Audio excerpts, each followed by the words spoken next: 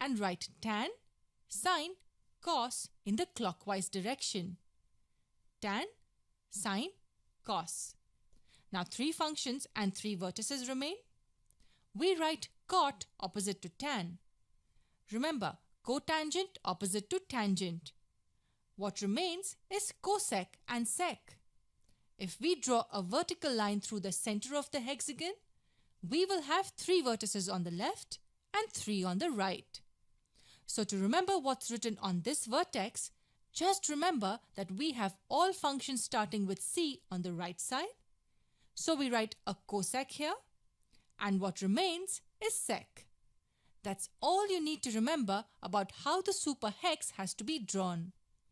3 diagonals joining the opposite vertices, the number 1 in the center, and the 6 functions at the vertices. So let's draw the superhex on a new page. A hexagon with 3 diagonals joining the opposite vertices, the number 1 at the center, tan is equal to sine by cos, cot opposite to tan, cosec here since all c's are on the right, and what remains is sec. Are you ready? You're going to learn a whole set of trigonometric formulae. This video is fun but also very long as we will be covering most of the trigonometric formulae we have studied before. To understand the first set of formulae, let's try going around the hexagon in the clockwise fashion. We go like this.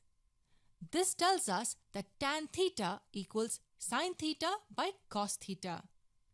Well, that's how we started making our hexagon. Now let's see the next 3 functions in clockwise direction. These 3. This tells us that sine theta equals cos theta by cot theta. The first one equals the second one by the third one. Take the next 3 functions clockwise. First equals second by third. Hence, cos theta equals cot theta by cosec theta. And if we take the next 3 functions, we can say that cot theta equals cosec theta by sec theta.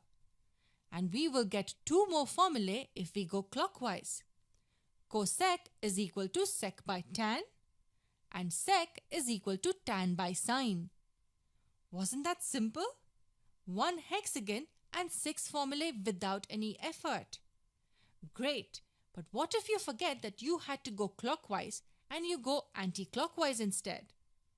Let's say you started like this, in the anti-clockwise direction. Don't worry, the pattern still holds true.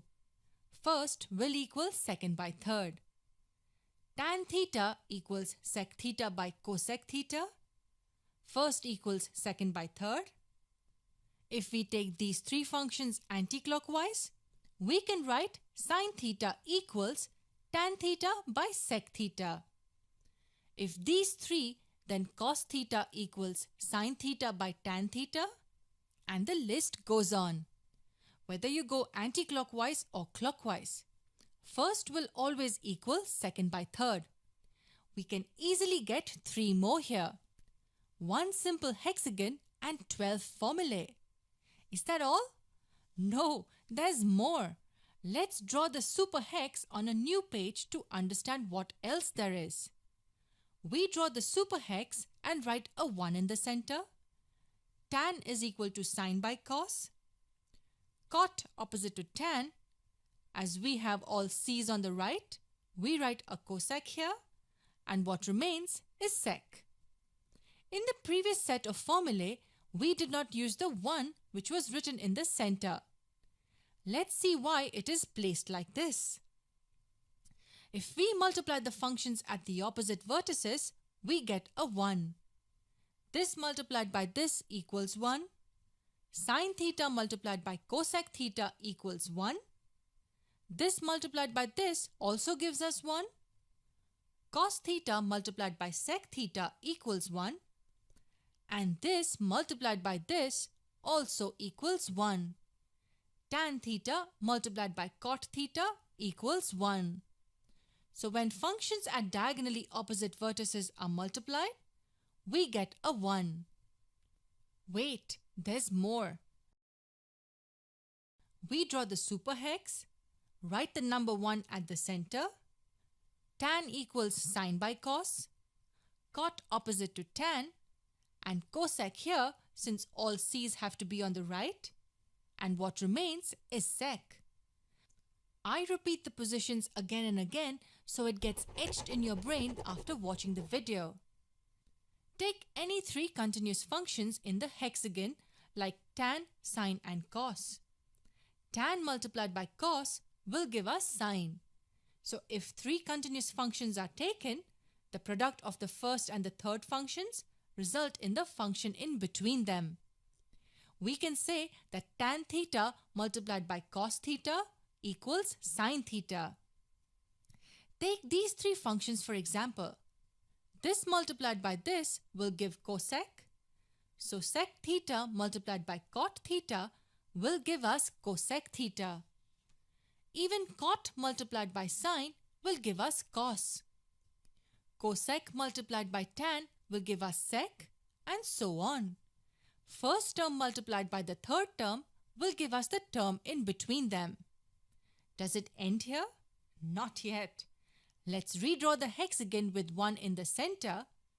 Tan is equal to sine by cos, cot opposite to tan, cosec here as all c's on the right, and what remains is sec.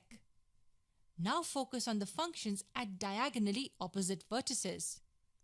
Sine and cosec, cos and sec, cot and tan.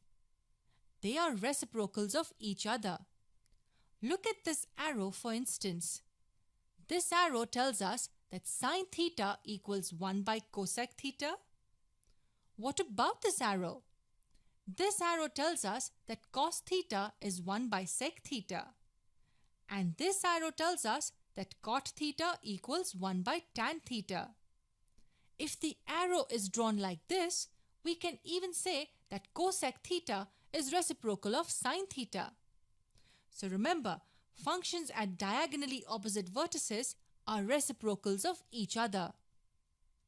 Be patient, it doesn't end here. But let's review what we have covered so far. This equals this by this, or this equals this by this. This multiplied by this equals 1, or this multiplied by this equals 1. This multiplied by this equals this, and this is equal to reciprocal of this. Let's draw the superhex again to know the other stuff it tells us. Tan is equal to sine by cos, cot opposite to tan, cosec here as all c's are on the right hand side, and the remaining function sec here.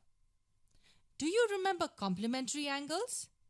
Yes, 2 angles are complementary if their sum equals 90 degrees. And the trigonometric functions had a special relation with complementary angles. Look at this arrow. What does it tell us about sine and cos?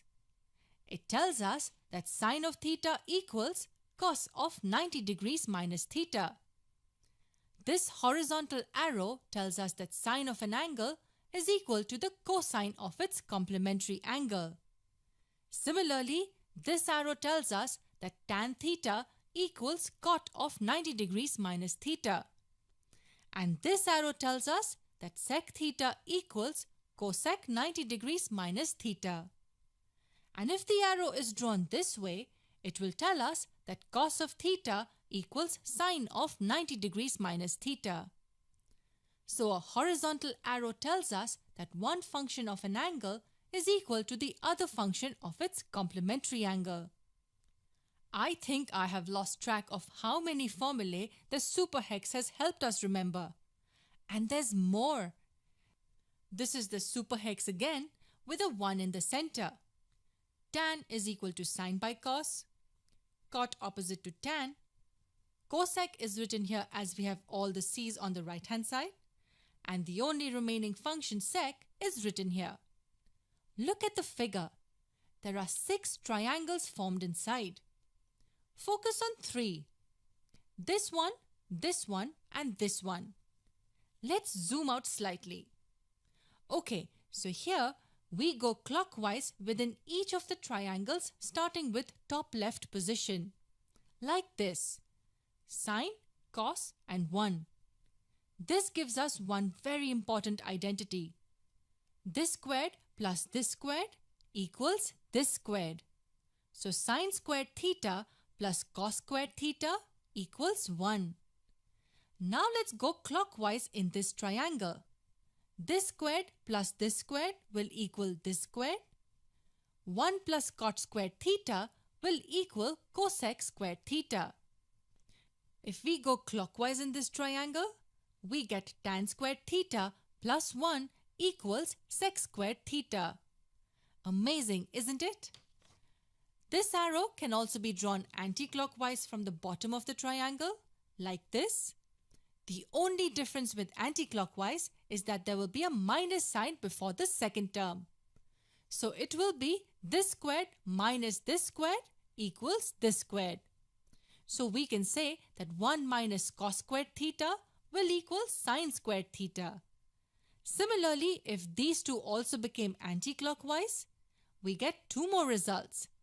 Cosec squared theta minus cot squared theta equals 1. And sec squared theta minus 1 equals tan squared theta. Now you know why we call it super. One hexagon helped us with so many formulae in trigonometry. But hang on, you have to practice this procedure well, because there are a few things you need to remember here too. The position of the functions, the directions of arrows, and so on. This video is not a substitute for all the other videos done before this. It's just an add-on. Memorizing formulae can never be the solution. Make sure you understand all the formulae we derived in the previous videos.